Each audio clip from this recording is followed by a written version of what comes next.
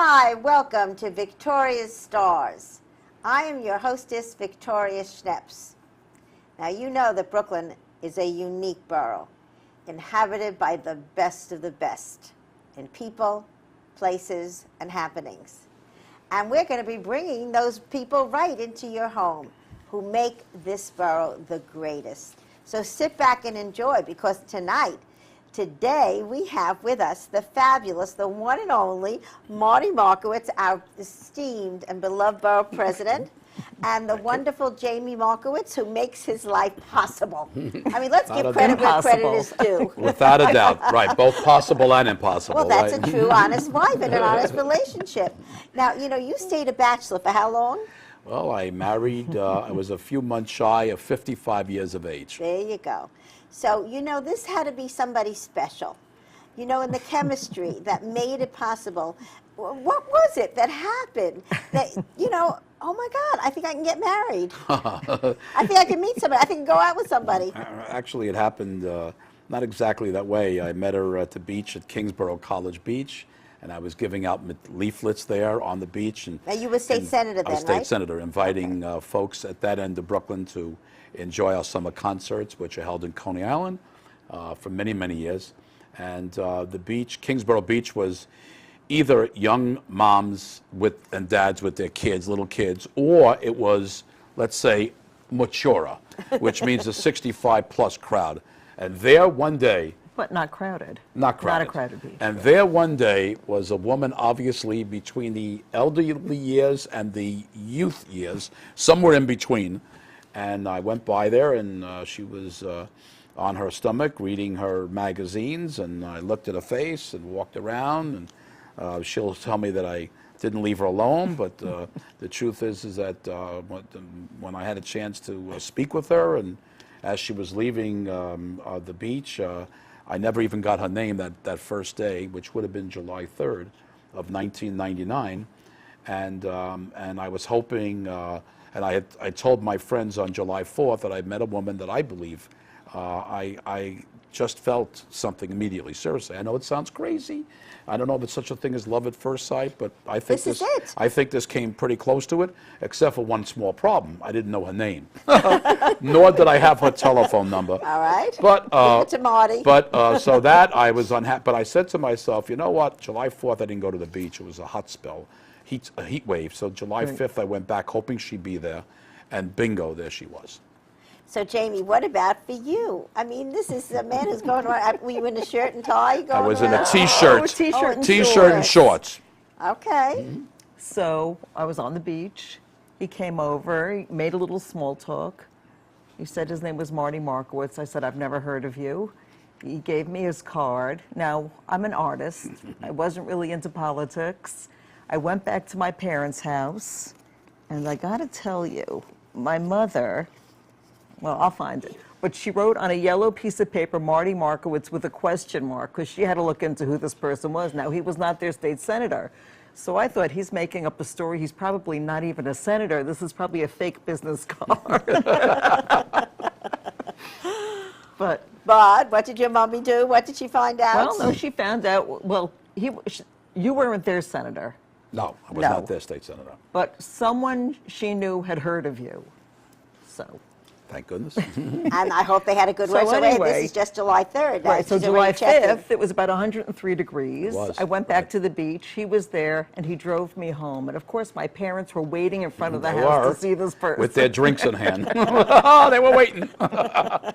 And listen, the truth is that Jami had not been married either, ever. Okay. And while she's definitely younger than me, let's just say it wasn't me robbing the cradle, okay, is the best way to put it.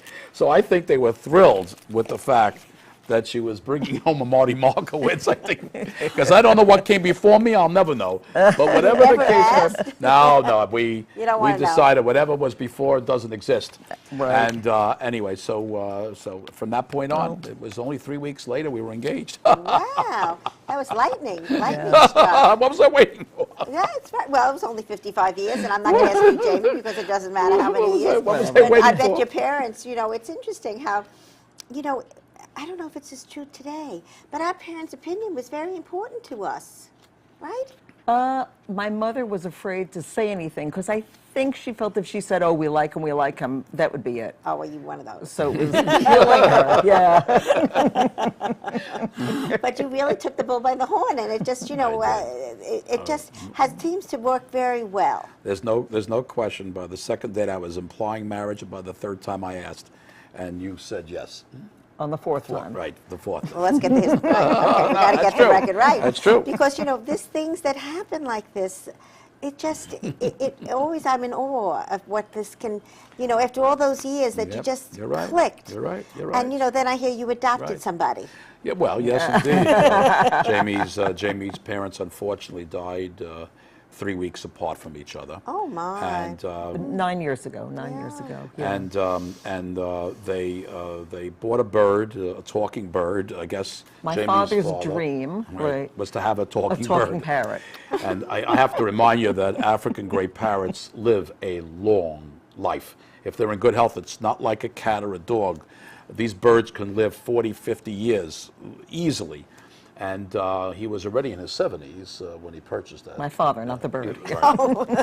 Her dad. And anyway, when they passed, the bird and I did not get along. The birds, the African when my gray parents parrots. bought the bird, Marty had never had pets growing up. He was petrified of this thing with a big beak. But there was a reason for it. Jamie. And he would didn't slam wanna his body visit against them, the right. cage when I came near it.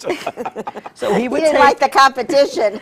So he would take a big wooden spoon from the kitchen and he would like touch the bird with this. He was petrified of this bird, this 1 pound bird. So anyway, so the bird, they form love. They can love the husband and not the wife, or vice versa. That's the way Really? it is. Oh, yeah. We're fortunate that Beep, our bird, loves us both. Now, did you My rename son. it Beep? No, I'll tell you the story. So they bought the parrot right before his election. And they didn't name the bird until the election. And if Marty won, they would name the bird Beep. And if Marty lost, they would name the bird Loser. Right. So, Thank so God glad. you won. so I'm happy. That's a true story. Imagine the bird going through his whole life as a loser. Oh, my God. But See, it wasn't meant to be. A winner was what we had. so after they passed away, I come home. I don't know if it was the next day or the same 2 days later or whatever, and I walk through our apartment, and all of a sudden, you get a feeling something's around you that hadn't been before. Oh. So I went by the cage, and I turned around, and I said, and there's a cage and a bird in it. You did it to him. You did it to him. But and, I think he loves the bird more than you. I'm in love. They have fallen in love. I'm in love. And the bird, the funny thing, they're so smart. The bird knows Marty's daddy. The bird knows when his car drives up, uh-oh, who's coming? See daddy, where's daddy? See daddy, see daddy. Amazing. He talks like Oh, that? he talks, he doesn't stop talking. It's amazing bird. And he still speaks in my parents' voices. The phone rings, it's my father saying hello. Which It's I fun. know. I mean, yeah, it's funny. But it does bring Jamie some comfort when she hears that. Really, it does. Of course. Yeah. I didn't want to erase my father's voice on his phone message. It was almost like holding on to him. I mean, this Right. bird is like, I didn't realize that the tone, I mean, I knew he could speak, but you've been using the in voice. exact voices. So, yeah. so the summary of this story is if you're middle-aged and never had children, well, then parrots are the next best thing. Well, And you don't have to walk a parrot. Right. They Hooray, make a lot hooray. of little messy, but you don't have to walk it. But they keep, I mean, Just is it in the vacuuming, cage? sweeping a lot, huh? Is it in the cage mostly, or you let it out? No, it doesn't. It can't. We Beep, clip beep, the you have we to clip the We clip his wings, wings, so which he is can't allowed. fly. Right. Yeah. Because if he flew, he could be hurt. It's When we first got him, he had wings, and he flew into the blinds. He would grab can on hurt with his himself. beak, and He he can could really fly hurt into a himself. window and hurt himself. So it's better this way. So now, okay, we're on to an adventure together. And Jamie, you know what fascinates me is that Marty is in a very high-profile world, very high-energy world. And I think, somehow the mellowness of being able to come home to you has really helped him, succeed. And I think, how you work it out between the two of you. How do you do this high-energy work together? Well, I was single till I was 41, but I was very happy being alone, right? Very happy never going out. Couch potato. So it's fine. He can be out all night long. He could come home. It's okay, right? We work it out because she does demand that Sunday afternoons and evenings that I keep open for us. Saturday nights, increasingly, I put aside for the two of us together. So what do you do And- on a date? And well, It's like date night. you know a restaurant's going to be part of it. Okay, good, go, I go. don't play golf, and I have no real hobbies, to tell you the truth. So I suppose your work has been your hobby. It's been my life, actually. your life, right? And Well, we go see a movie, but that's rarely. So we Yeah. whatever, even if we manage just to relax, it's okay, because Take walks around the I think neighborhood. anyone that works with the public a lot, they do need every now and then they need some downtime where they're just alone. Really, I mean it. It's okay. It refreshes you, it rejuvenates you, and it's a good yin and yang. So I've been fortunate, certainly for the 13 plus years I'm married to Jami, that it's been a wonderful balance and soothing, and you know, there's no question that Jami's my soulmate, and it is true. Yeah, you found each other. It may have been later in and- life, but you know right. what? Maybe it was the right time. But whether you're early bloomer or a late or early or late bloomer, how sweet it is when it happens, and you're blessed when it happens. So I really Yes. feel that way. Yeah, no. I think it's. I called when my husband, when I described our relationship. I don't know how many people remember Charlotte Russe's. Oh, Okay, were we a course. Charlotte Russe grow up? of course, Right? of with course, that- of Whipped course. cream. So Marty, I hate to tell you this, but I explained to Charlotte Russe to my staff. It doesn't I know. know They don't what Charlotte understand. Russe is. I know, So I I called know. my husband our relationship Forgive like a them. Charlotte Russe. That my life was like the cake, you know, my work, my friends, and my family, and he was the whipped cream on my cake, that's on my nice. Charlotte Russe, because he made it all sweeter. And I think that's what you have, which is so special in this world, and it really enables you to do what you do, and that's really a blessing that could happen. And I know there's some things, you know, we're coming down to the end of your term, which is Yes. stupid Yes. that there is term I agree with limits. you. I agree with you. Outrageous. 3 times the public has said term limits. Outrageous. I could say they're wrong. Well, they are. You know, my dear friend is Claire Schulman, who was the Borough President of Queens. Yes. And I think she was in office for about 16 years. Yes. And she put it very simply. She said, Vicki, you cannot get projects done in 8 years. Right. It's I agree. absolutely impossible. So you've had a little longer But than I that. will argue that if there must be term limits, and I don't agree with that, but if there must be because the public has demanded it, then 3 terms would be much fairer, because as someone who's been in office now as Borough President 12 years, the fruition of the projects that I began in my first and second term are now beginning to be realized or will be realized in the later this year or in the year to come. So I do think 12 years is, I do think when the mayor wanted the extension of term limits, which I fully supported, by the way, because that would allow me to run as Right. well, plus because I was against term limits, any extension is great, but I think we should have kept it at 3 terms rather than 2 terms, because here's the problem.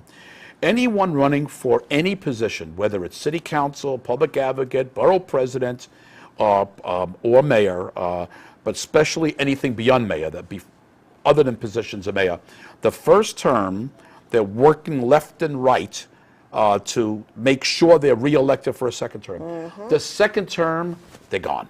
The second term, they're thinking about the next career.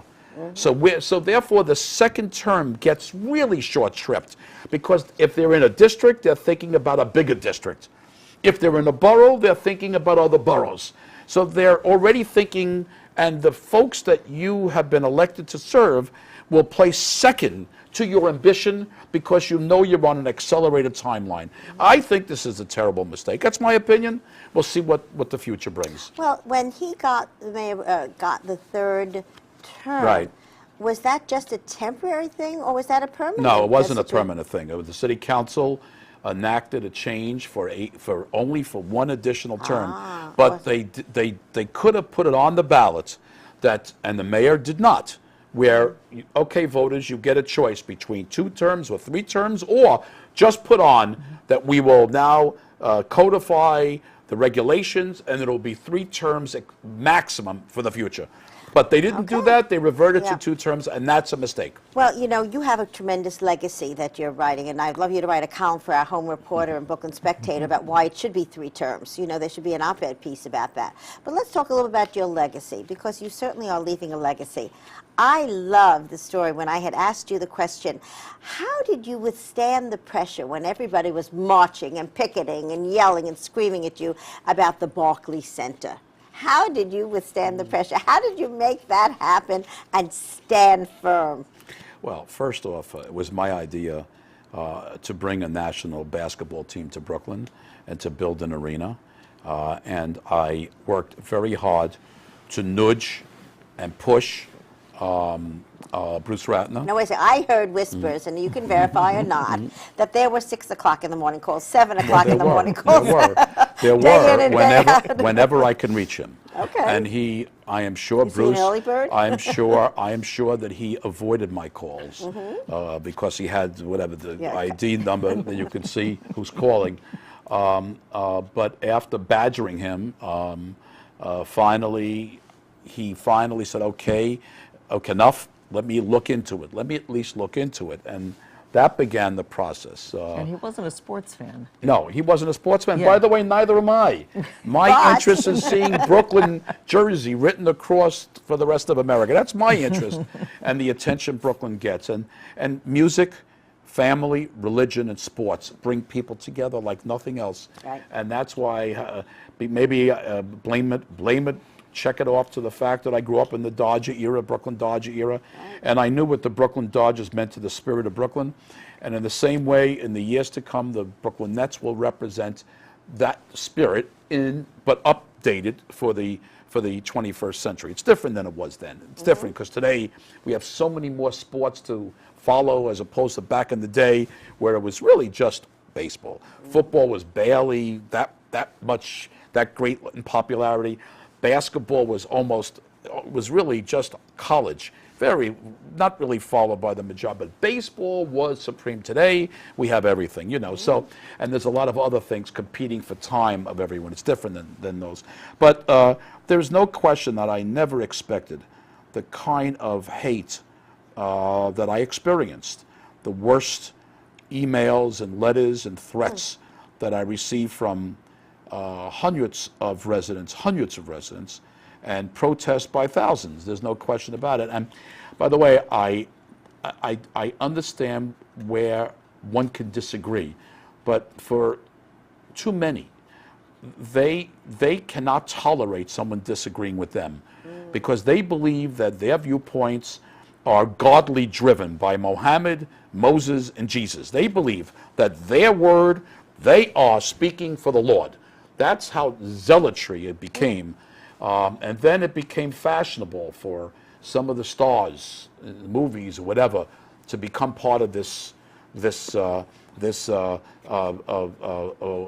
anti-development of Atlantic Yards. But I knew that building an arena and the housing, removing one of the ugliest locations in the borough, which were the railroad yards. They were ugly. Dividing Fort Greene from Prospect Heights. Absolutely disgusting. And although in the last number of years, some of the former warehouses were converted into residential housing, and definitely improvements had already begun in that area, but the ugliness and the lack of the use of this essential space because of the subways, 11 subway lines, and the Long Island Railroad, buses, hustling and bustling of the city of Brooklyn, all there, and what an arena and a team would mean to the future of Brooklyn, all that was worth the emails and the threats and the lying stories in our tabloid newspapers. And I'm sorry, I have certain feelings about what journalism is today. In certain respects, I don't take it personally. We don't do that at the Home Reporter. It is sad, in my opinion. But when you believe in a principle, and when you I was elected by the residents of Brooklyn to make things better, not to do nothing. I wasn't elected to do nothing. If you want someone to do nothing, you have plenty of choices to make. I made a pledge to Brooklyn of exactly what I was going to do, and when I ran for office, I said I'm going to work on bringing a national sports team to Brooklyn.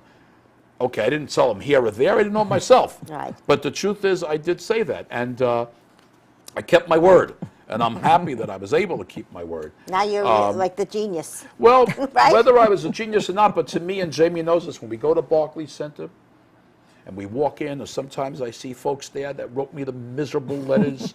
And, they don't look at me, I don't look at them, but I get it.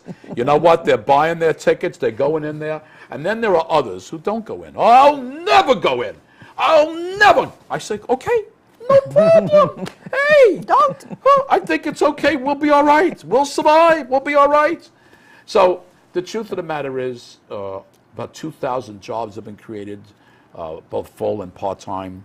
All the economic activity of the services that go into the arena, all the restaurants and retail that is popping all around the area, the hotels that are brimming because of all the acts, whether it was Paul McCartney or Barbra Streisand or whatever acts, they're coming in from all over the country to enjoy it and going to our restaurants or staying at our hotels. And suddenly the streets of Flatbush Avenue are alive again as they were when I was a boy. Right. When I was a boy, I was too young to enjoy a lot of the great things we used to have, but we used to have nightclubs on Flatbush Avenue. How about the Paramount? We had the Paramount, we had the Fox, which were top rock and roll houses in America. So we had a lot of things, and now slowly it's not the same, but when you add what's going on Flatbush Avenue, new hotels, the new residential housing, the young professionals that are moving in from all over America and beyond, and the refugees from Manhattan, when you push in the tremendous college students that are here, because Brooklyn is also a college town. When you add the high tech that's increasingly made Brooklyn a home. When you add on, well, absolutely, Dumbo and certainly Metro Tech, and then when you add in all the artists and the filmmakers and this creative class that has made Brooklyn its home, and when you throw in the dynamic growth of our ethnic community throughout the borough, there's no question that those people, many Brooklyn families that fled Brooklyn in the 70s and in the 60s and in the 80s, all I could say is when their kids and grandkids are coming to move to Brooklyn, I don't know what else to say except it's come full circle. And it's just tremendous for the future of the borough of Brooklyn.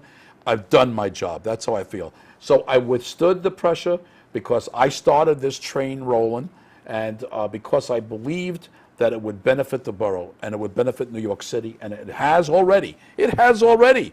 So I don't know what my bird will think. In other words, my legacy, my bird is Beep is not exactly sure what I do for my life, but there's no question that you're doing your families now and in the future, I know will benefit because of the achievements of so many folks in business and in the communities across the borough, really. So I'm thrilled that I had this chance. Well, you know, I think this talk that there is, in fact, a borough presidents have no power is a lot of baloney, because you have proven that has. What do you take on that? Well, first off, it is true the borough presidents do not have a lot of power. They gutted this position during the last charter revision, not the last one, the one before that. It is my hope. Which piece of it? Because there's very little governance role for a borough president to impact either a mayor or a speaker of the city council. The only effective, what should be done in the future, a future charter revision, to give borough presidents a greater role in the governance of New York City, greater land use issues, and a budget that's independent from the whims of a mayor and a speaker. I think that's very important, because you want the borough president. It's sort of like between a little city council district and a whole big metropolis called NYC. You need someone somewhere in the middle there that can focus in on a borough level, and a borough president is uniquely situated to be able to do that, but they need independence. They need their own budget that is, like I said, not at the whims. If the mayor doesn't like me, he slashes the budget. If the speaker, for some reason, doesn't like me, he or she can slash. It has to be an independent budget and a greater role in land use and in other decisions, not taking away the mayoral powers, but there has to be a greater role. That will really make New York City government even more effective than it is today. You know, one of the mayoral candidates suggested that a deputy mayor be appointed for each of the boroughs. Yes. Well, how does that compare to what, what's whoever that mayoral candidate is, I'll work twice as hard to defeat that person. Because Tell me why. Well, because it's ridiculous. Okay. Because you need independent voices elected. You cannot leave the future of New York City to the bureaucrats. You cannot. It must be those that can be held responsible by the public. And a borough president, a city council member, is held responsible by the electorate. A bureaucrat reports to no one except to his superior, her superior, and then ultimately to a mayor. And we shouldn't make government in New York City purely mayoral driven. There has to be some checks and balances and other voices to be heard. And folks that have some real role in government, not just on the city council level, but somewhere midway between that and the whole city. And there's where a borough president fits in beautifully. Independent voice, independent budget, with the greatest say on what goes on in their borough. But having said that, from lemons I made lemonade. I did the best I could. I worked as best I could with Mayor Bloomberg. I learned early on as Claire Schulman. She was really a role model in some way, and that is, if you go against the mayor, you may get a few inches in one of these tabloids, but ultimately, you're hurting the people you want to serve. So the thing is that you've got to try your best to pick your fights carefully and to work wherever possible with the mayor. And as far as I'm concerned, I've had that relationship with Mayor Bloomberg. Whatever Brooklyn's accomplished could never been achieved if the mayor wasn't behind it. It's true, by the way, because that's how powerful a mayor is. Any mayor, whether it's Giuliani or Koch or Dinkins or Koch of blessed memory or our current mayor, Michael Bloomberg. So that's the position that borough presidents are in. And I think you can use the position effectively, but I hope there'll be some positive changes in the future. Well, you have a legacy that is, extraordinary. I mean, everybody's jealous, but they want to be as sexy as Brooklyn now. Well, And I think that's, that's because of what you did and what your beautiful wife has supported you in doing. Thank you. Is there one thing, we have like 1 minute, that you want to make sure people know about the legacy that you've left? Well, I don't look upon it as a legacy. I made a major promise, and that promise was that Brooklyn will never be in the shadows of any other place in America. And I think that's been achieved. I think everyone knows Brooklyn, not just America, but throughout the world. And Brooklyn is such a unique place with such diversity of ethnic and incomes and religions and nationalities. And I can't begin to tell you what an exciting place Brooklyn is to live. It's really how Brooklyn is today, America will be tomorrow. I really believe that, by the way. And I think we're setting the trends for the future of America right here in Brooklyn. And I made my contributions, just like my predecessor, Howard Golden, made his contributions, and before him, Sebastian Nobody Leone. made as sexy as you. And the next borough president will make their contributions, and so we go on and on and on. Well, I think that we can all be proud that you were our borough president, making it better. And thank you for letting me be your borough president and being part of your lives for 35 years. Thank you. Thank you, Jami. Thank you, Marty. To many Letting me be years. part of your life. Well done. Well chosen. Very good. Thank you. Thank you for joining us, and the Brooklyn Home Reporter and the Brooklyn Spectator are proud to carry this wonderful Victoria's stars tonight. Thank you.